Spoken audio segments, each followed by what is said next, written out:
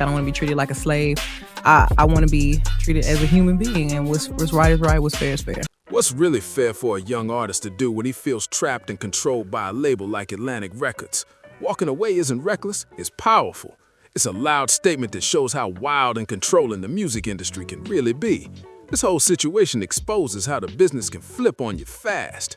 One minute it feels like family, the next is ice cold. So why did he really bounce from Atlantic to Motown? He said it himself. He left Atlantic because I wanted to experience more stuff, short line. That line alone speaks volumes. We've seen this kind of story before. Let's rewind to the late 90s when a young Dwayne Michael Carter Jr., you know him as Lil Wayne, signed with Cash Money Records under tight supervision. Everything looked flawless at first, hit after hit, records shattering, and a label turning into a major empire. But behind closed doors, cracks started showing. Years later, Wayne shocked everyone by going online and calling out the label for delaying one of his biggest albums. Then legal documents started popping up, showing major money disputes that had fans stunned. He claimed promised payments never landed, and that's when loyalty turned into tension real quick. Back in 2003, Cash Money and Wayne came together to form Young Money, supposedly a fair joint venture. On paper, it looked good. Wayne with 49%, Cash Money with 51%. Sounds fair, right? Nope. Wayne later revealed that the rights weren't actually divided the right way. He found out certain ownership papers were quietly filed under Cash Money, locking him out of what he helped build from the ground up. That's straight up shady. Then things got even messier in 2009 when Young Money signed Drake. Wayne was supposed to get a solid cut from Drake's music profits, but according to a legal dispute, he never got the full financial breakdown. Imagine that, one of the biggest runs in hip-hop history, and he couldn't even see what he was owed. When the Carter V finally dropped, it did huge numbers, around 480,000 equivalent units in the first week. But by then, the trust was already broken, and the business side had left deep scars. This wasn't just about music anymore, it was about power, control, and who really owns the art. That moment proved Wayne wasn't wrong for standing his ground and handling business like a pro. Since then, he's been warning younger artists, read those contracts line by line. He's been open about how several early Cash Money artists didn't walk away with fair deals, and he's not the only one who's had to fight back. Let's shift the spotlight to another huge name who faced her own contract chaos. Megan Thee Stallion versus 1501 Certified Entertainment. Her story showed that even in the digital age, where everything's streaming and viral, the paperwork can still trap artists tight. Back in 2018, Megan signed with 1501 while her buzz was exploding online. At first, it looked like a dream deal, especially with their distribution set up through 300 Entertainment. Everything seemed perfect. Radio spins, social media hype, major collaborations. It looked like she was headed straight for the top. But reality hit fast. Megan soon found out that fame doesn't always come with control.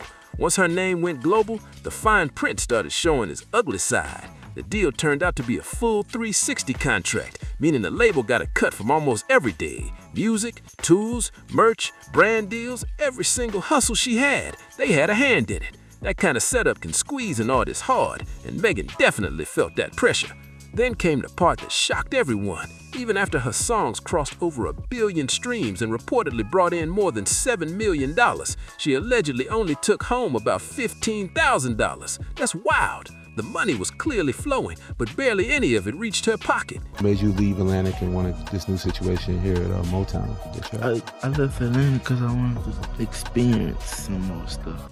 What made it sting even more is that Megan writes her own lyrics. That usually means more creative control and bigger pay. But instead of celebrating her wins, she kept hitting roadblocks. Her releases got delayed, negotiations got tense, and her momentum kept stalling every time a control issue came up.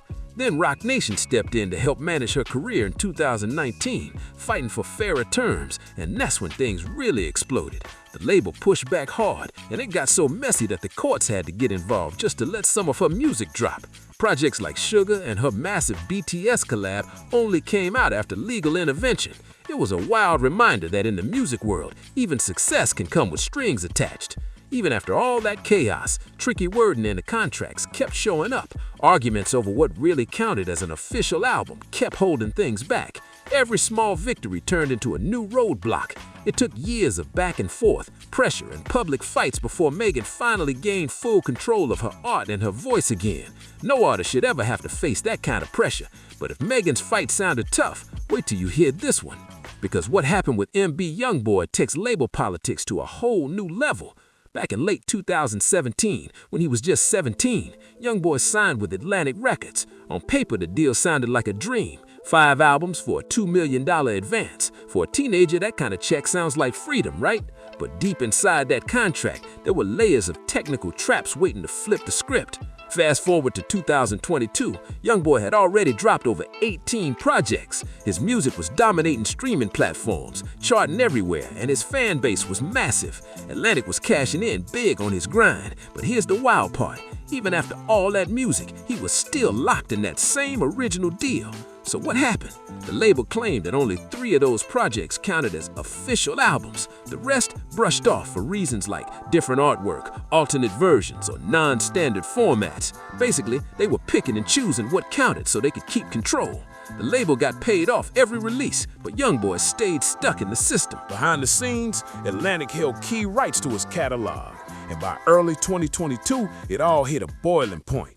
YoungBoy started hinting online that the label was holding him back, slowing his momentum, blocking opportunities, and keeping his independence out of reach. Even when his post got deleted, his message hit loud and clear. He made it known he felt trapped and micromanaged, and when he finally spoke out, he didn't hold back. His message to other artists was sharp and fearless. Think twice before signing with Atlantic. If you're an artist, they're not going to support you, especially if you live a certain way. That wasn't just frustration, it was a warning shot to the whole industry. He was clearly talking about image control and how his personal life was being turned into a public spectacle. The crazy part? That same image the label complained about was the exact one they used to cash in big. When his name was trending, Atlantic was all over it, pushing his story, riding the buzz, and stacking profits. But the second it came time to truly support his music and let him grow, the energy vanished. Suddenly, silence. That switch-up didn't sit right with him at all. In 2020, YoungBoy tried to take the power back.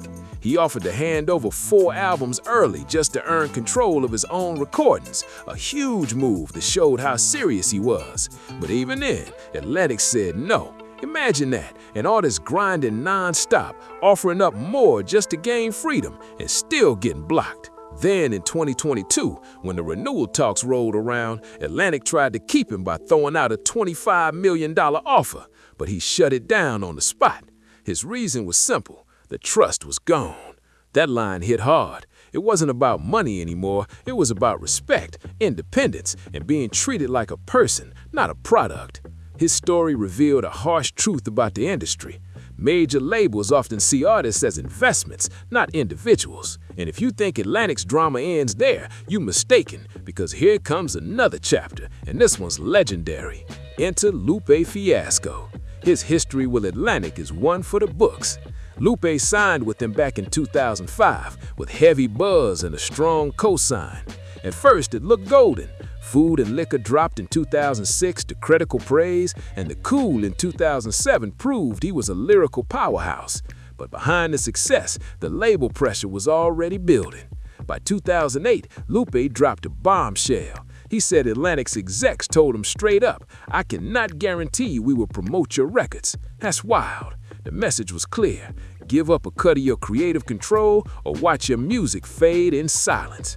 That threat changed everything. Promotion stopped cold and fans noticed. That's when the fans went into full revolt. They rallied outside Atlantic's offices, started massive online petitions, and even gathered over 30,000 signatures just to get his next album, Lasers, released. That's how deep the frustration ran. But when Lasers finally dropped, Lupe revealed it wasn't even the version he wanted the world to hear. The label had forced him to tone it down, adding more pop-flavored tracks for radio while shelving the real hard-hitting songs that carried his message. The plan was obvious: soften his edge, boost profits, and control the narrative. But it only made fans realize just how far labels would go to shape an artist's sound for their own gain. And here's the crazy part. Lupe could make hits anytime he wanted. He wasn't some underground artist who couldn't chart. He literally came up with the original concept for Bruno Mars's massive hit, Just the Way You Are. That alone proved he had the formula for mainstream success. But the real war wasn't about talent, it was about control and ownership. Atlantic wanted a big piece of everything he touched, major portions tied to his music, image, and brand. Lupe wasn't having it. He refused to sign one of those all-encompassing contracts that let labels own every creative move. That decision flipped everything. Suddenly, he went from being one of the label's prized artists to feeling like he was buried on the third shelf. In a 2014 interview, Lupe admitted he felt like a third-tier priority at Atlantic just because he wouldn't fold. Even though his passion for the label had faded years before, he still stayed professional, finishing every project he owed. Lasers dropped in 2011, Food and Liquor 2 hit in 2012, and Tetsuo and Youth arrived in 2015, marking the end of his deal. Standing firm cost him spotlight time, but it protected his integrity, his art, and his freedom. That kind of backbone doesn't always get celebrated, but it matters. Still, as wild as Lupe's story sounds, the next one shows how deep the money side of label drama can really go, because this next case is about straight-up ownership battles and missing millions. That brings us to one of hip-hop's most talked-about disputes, Mase versus Bad Boy Records. Let's rewind to the late 90s. Mase and Betha, better known as Mase, signed to Diddy's Bad Boy Records and took over the game. His debut album, Harlem World, dropped in 1997 and went multi-platinum. He was everywhere. Radio, TV, award shows. The man was unstoppable. From the outside, it looked like he was living the dream. Fame, luxury, chart-topping hits, and global recognition. But behind the scenes, label politics were brewing. Mase wasn't just another rapper. His smooth flow and calm delivery helped shape a whole new era of hip-hop, influencing artists for decades to come. But even with all that success, something was off. Years later, Mase realized how much long-term value he had unknowingly handed over. So he made a bold move. Reports say he offered Diddy $2 million of his own money to buy back his publishing rights, way more than what they were originally sold for. But still, the answer was no. Can you imagine trying to pay millions just to own the art you created and getting shut down? That rejection hit hard. By 2020, Mase had enough. He went public calling out Bad Boy for unfair treatment of artists and for holding on to rights that should have been theirs long ago. That moment cracked open one of hip-hop's longest-running debates about power, ownership, and how much control artists really have once the ink dries on them contracts. Then in 2022, Mase dropped a hard-hitting track called Oracle 2, The Liberation of Mase and Betha. That song was more than just a diss. It was a direct shot at the industry's power structure. He called out shady practices, name-dropped the execs who control the game, and exposed how power at the top often crushes the very artist who built the empire. Things didn't calm down after that. They heated up. Mase took to social media, claiming that the leadership around Diddy was full of yes men, people scared to tell the truth, and that the team had lost all respect for the artists and families who helped build Bad Boy's legacy. He even brought up situations involving relatives of past legends, painting a cold picture of just how unbalanced the label's power had become. This wasn't just a personal rant, it was a full-on wake-up call about ownership, control, and basic respect in the music business. Mase had officially become a truth-teller for a generation of artists who'd been quiet too long. He said what many felt but were too scared to say out loud. His words hit hard because they came from someone who lived it, someone who gave the label some of its biggest moments only to be left fighting for his own work. Then came a surprising twist in 2023. In the middle of major public and legal attention surrounding Diddy, publishing rights were finally returned to several Bad Boy artists, including Mase himself. Fans thought that was the happy ending, but here's the catch. Even with that move, Mase still doesn't fully own his master recordings. So while it looked like a win on paper, the real freedom is still out of reach. After decades in the game, he's still chasing complete ownership, proof that the fight never really ends. Now, let's switch gears to a whole new chapter of label drama. This time from the modern era, because if you think the old school contracts were bad, wait till you hear what happened with Waka Flocka Flame versus Atlantic and Warner Bros. Waka's story cuts deep because he's always been real about how trapped he felt by the system. Around 2010, when his career exploded with Flocka, he signed under the Atlanta umbrella, which included Atlantic Records. The album blew up fast. He became a household name overnight, but behind all that fame was a contract that told a different story. Hidden in the fine print was a deal that would later shift into a full-blown 360 contract. That meant the label took a piece of nearly everything: music sales, streaming, tours, merch, sponsorships, you name it. And here's the ugly truth. Once studio costs, promo budgets, and travel expenses get deducted, artists can be left with almost nothing.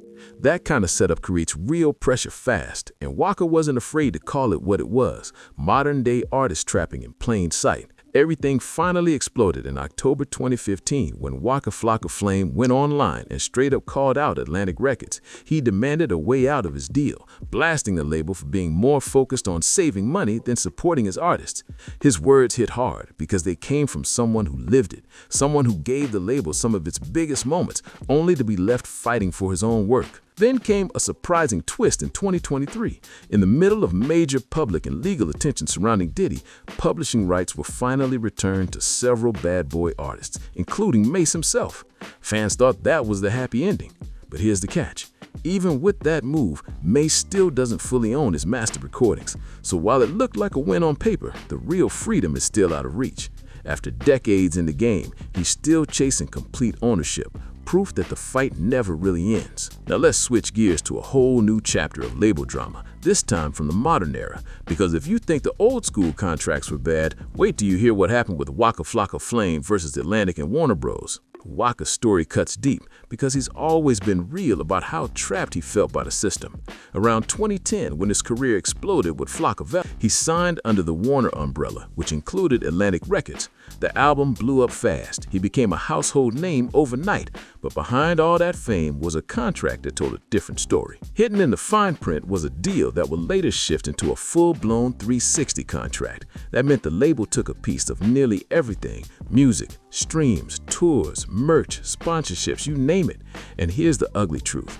Once studio costs, promo budgets, and travel expenses get deducted, artists can be left with almost nothing. That kind of setup creates real pressure fast, and Waka wasn't afraid to call it what it was: modern-day artist trapping in plain sight. Everything finally exploded in October 2015 when Waka Flocka Flame went online and straight up called out Atlantic Records. He demanded a way out of his deal, blasting the label for being more focused on saving money than supporting his artists. His message hit hard. He said Atlantic refused to invest in real growth, hired underqualified staff just to cut costs, and treated artists like price tags instead of people. That right there spoke volumes about how cold the industry can get. But one story he shared really showed how deep that coldness ran. After Waka was seriously injured in 2010, the label didn't check if he was okay or if he needed any kind of help. Their first question: can you still make it to the studio? That moment said it all. To them, he wasn't a person recovering from trauma. He was just inventory. That realization changed everything for him. And the pressure didn't stop there. It just shifted to the publishing side. His deal with Warner Chappell forced him to deliver 15 commercially acceptable songs every single year. Sounds fair at first, right? Nope, because the label got to decide what counted as acceptable. That meant they controlled the creative process, what got released, what got shelved, and what fit their so-called market standards. Basically, they had final say over his art. Even after he started stepping away, things stayed messy. Atlantic and Warner reportedly held rights not only to his released tracks, but also to unreleased material. That meant they could block projects from dropping based on branding or licensing choices. Imagine being told what you can and can't release from your own creativity. That's wild. It got worse. Even his YouTube channel got tangled up in the mess. He couldn't earn from it, even though ads were still running and racking up revenue in the background.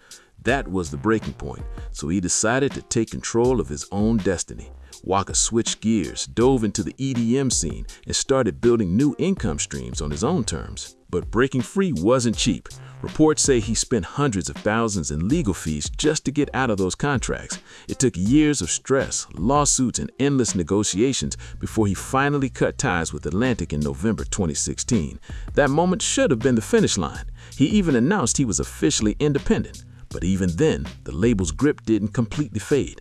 The shadow of those contracts still lingered, proving how tight the industry holds on when an artist dares to walk away. Even after cutting ties, Warner still controlled parts of Waka Flocka Flame's catalog for years. That alone shows how these contracts are built, to keep artists tied down long after they think they're free. The label can keep collecting money from past hits while the artist has already moved on, building something new. It's like invisible chains, legal ones that never fully break. That whole experience changed Waka for life. It pushed him to study the business side like never before, learning how contracts really work, how publishing splits are structured, and how royalties flow behind the scenes. He went from artist to businessman, turning his pain into power. Now he's one of the loudest voices warning new artists to read everything before signing anything. His story is proof that even when you finally break out, labels often keep a piece of your legacy locked up. Freedom in music isn't just about walking away, it's about understanding what you're walking away with. And if you thought this label drama stopped there, think again. Because this next story shows that you don't need a massive corporation to end up in a serious contract storm. Let's talk about Lil Uzi Vert versus Generation Now. In 2015, Uzi signed with Generation Now, the boutique label run by DJ Drama and Don Cannon under the Atlantic umbrella. At first, it looked like a perfect setup. The vibes are right, the sound was fresh, and when Love Is Rage dropped, it blew the doors open. Uzi's style, energy, and futuristic sound changed the scene overnight. But behind all that success was more of that dangerous fine print that flips everything once the fame hits. His deal eventually morphed into a full 360-style contract, giving the label a cut from nearly everything: music, streams, tours, merch, sponsorships, all of it. It's the same trap repeating in new forms, just with fresher faces and flashier numbers. If this breakdown opened your eyes to how deep the music business really runs, make sure you like, share, and subscribe. Drop your thoughts in the comments. Who do you think got hit the hardest by label drama? Let's keep the convo going, and I'll catch you on the next one.